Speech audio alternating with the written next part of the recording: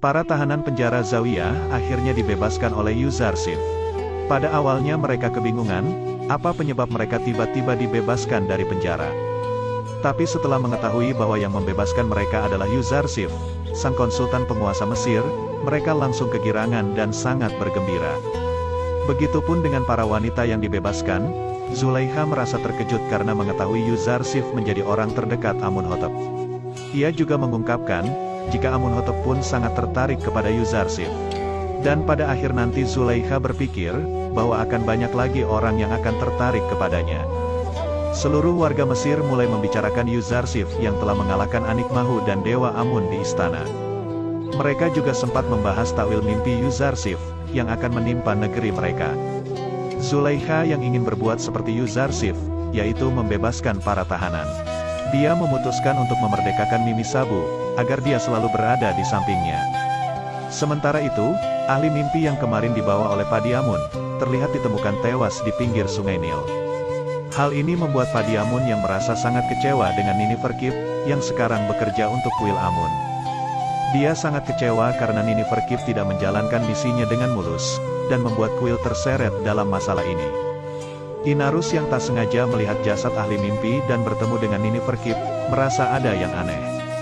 Dia lalu melaporkan kejadian itu ke Yuzarsif, dan menganggap bahwa yang telah membunuh si ahli mimpi adalah Niniferkip yang tersenyum saat melihat jasad ahli mimpi. Yuzarsif sangat terkejut mengetahui berita itu, dan akan berniat menghukum pelaku sesungguhnya. Inarus juga mengungkapkan, bahwa dia bertemu dengan orang yang mengaku teman Yuzarsif bernama Malik. Hal itu membuat Yuzarsif sangat terkejut, karena katanya Malik menunggu selama 20 tahun di Mesir.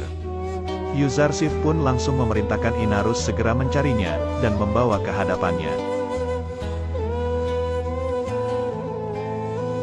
Para pendeta mulai membicarakan apa yang telah terjadi di kota Mesir, karena mereka semua membicarakan kekalahan Dewa Amun terhadap Tuhan dari Yuzarsif. Mereka semakin khawatir jika semua iman orang Mesir akan runtuh kepada Amun, dan akhirnya memberontak mereka semua. Sementara itu, Amunhotep melantik Yuzarsif sebagai konsultan pertanian Mesir di depan seluruh warga Mesir yang sedang berkumpul. Yuzarsif langsung mengatakan semua rencananya untuk mengatasi masa subur dan masa paceklik Mesir kepada semua warga. Seluruh warga harus menanam gandum dan menyerahkannya kepada pemerintah Mesir nantinya, karena tanah Mesir ini adalah milik Amunhotep. Namun nantinya gandum itu akan dikembalikan ke mereka setelah itu. Yuzarsif menyuruh mereka menyerahkan kepada pemerintah Mesir, karena pemerintah yang akan menyimpan gandum itu. Dan jika para warga nekat menyimpannya sendiri, dan nantinya gandum itu akan membusuk, maka pemerintah tidak akan bertanggung jawab dan tidak akan memberikan gandum kepada mereka. Terlihat juga para pendeta kuil ada di tengah-tengah kerumunan warga, untuk menghasut agar tidak menuruti perintah Yuzarsif itu. Namun apalah daya, perkataan para pendeta itu seolah-olah didengar oleh Yuzarsif, yang langsung dijawab olehnya.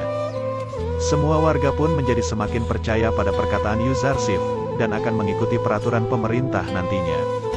Zulaikha yang hadir di sana pun semakin mengakui, jika memang pantas Yuzarsif untuk ditinggikan posisinya, karena memiliki kecerdasan yang luar biasa sejak ia masih kecil.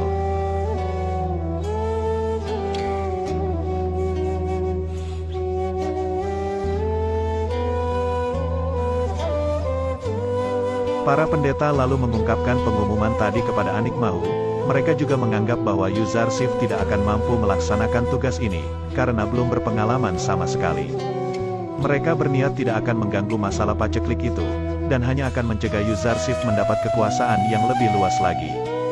Anikmahu lalu merencanakan untuk memiliki kaki tangan yang berada di istana, untuk rencana menjatuhkan Yuzarsif. Yang pertama dia menginginkan Huramhuf, dan yang kedua adalah Ibu Suri. Anikmahu akan berusaha menghasut mereka, agar Yuzarsif bisa ditaklukkan. Sementara itu para tahanan yang bebas, menunggu di depan istana Yuzarsif, dan bertemu dengan Inarus. Di sana Inarus juga bertemu dengan Malik, yang juga menunggu kehadiran Yuzarsif. Inarus lalu menyuruh mereka menunggu di sana, dan akan menyampaikannya kepada Yuzarsif. Yuzarsif pun langsung merasa senang mendengar bahwa para tahanan mengunjunginya, apalagi tahu jika Malik berada di antara mereka.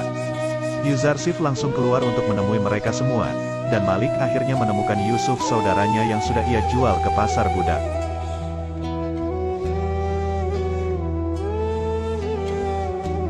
Malik merasa sangat bersalah, karena telah menjual utusan Allah di pasar budak saat itu. Tapi Yuzarsif mengatakan, jika Malik tidak menjualnya, maka dia tidak akan menjadi seperti sekarang.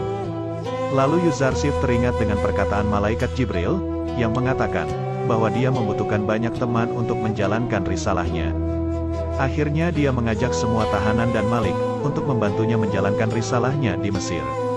Para tahanan pun sangat siap untuk mengabdi kepada Yuzarsif, dan akan selalu berada di sisi Yuzarsif seumur mereka. Yuzarsif langsung mengajak mereka untuk masuk ke istana, dan memberikan mereka pakaian yang layak untuk dipakai. Saat di dalam, Yuzarsif juga kedatangan Mimi Sabu sahabat kecilnya, yang mengungkapkan bahwa dia sudah dimerdekakan oleh Zulaikha, dan akan mengikuti Yuzarsif mulai dari sekarang.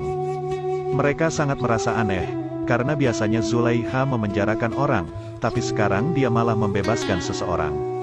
Yuzarsif pun berdoa agar Zulaikha bisa bebas dari penjara dirinya sendiri. Setelah itu Inarus melaporkan, bahwa seorang pendeta menemui Huramhuf di istana, dan curiga jika mereka akan menghasut nantinya. Yuzarsif langsung menyuruh Inarus, agar harus tetap mengawasi pendeta itu, agar tahu siapa lagi antek-antek kuil Amun, yang membahayakan pemerintah Mesir. Kemudian Mimi Sabu mulai ceritakan bahwa keadaan Putifar saat ini sangat memprihatinkan. Dia sakit berat, karena selalu mengingat kezoliman kepada Yuzarsif. Sementara itu, Huramhuf yang datang ke kuil Amun, mulai dihasut oleh Anikmahu. Anikmahu yang mengatakan, bahwa Yuzarsif adalah orang asing yang tidak pantas untuk menjadi pembesar di Mesir. Dia juga tidak mengakui Dewa Amun sebagai sesembahannya. Anikmahu juga berkata, bahwa mungkin saja Yuzarsif nanti akan mengambil alih kedudukan yang dimiliki oleh Amunhotep.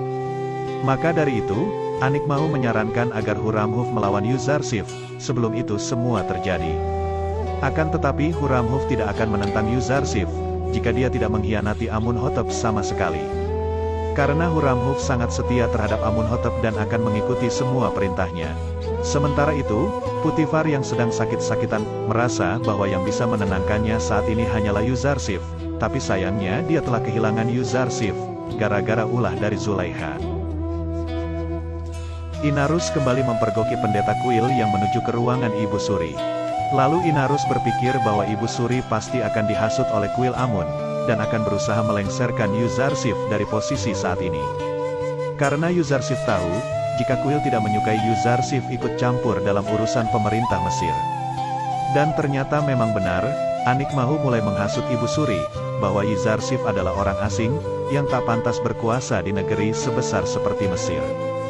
Dia terus memanas-manasi Ibu Suri, jika Yuzarsif menggunakan seluruh uangnya, hanya untuk membeli gandum. Maka Mesir akan melemah dan akan diserang oleh negara lain. Kemudian Anikmahu meminta agar Ibu Suri segera menasehati Amunhotep, agar mengganti Yuzarsif, dengan seseorang yang dekat dengan mereka, atau warga Mesir. Bahwa Anikmahu mengancam Ibu Suri, jika mungkin saja Yuzarsif mengincar kedudukan Amunhotep sebagai Raja Mesir nantinya. Setelah itu, Ibu Suri pun menuju istana Amunhotep, untuk menyampaikan apa yang telah dirisaukan oleh Anikmahu tadi. Sebelum itu, ternyata pelayan Ibu Suri, menceritakan semuanya kepada Inarus sebelum masuk ke istana. Saat Ibu Suri menceritakan semuanya kepada Amunhotep, Amunhotep sama sekali tidak menghiraukan perkataannya itu, karena masih teringat dengan perkataan ayahnya. Jika ibunya tidak boleh ikut campur dalam urusan pemerintahan. Dan Amunhotep juga berpikir, jika para pendeta lah dalang di balik Ibu Suri berkata seperti itu kepadanya.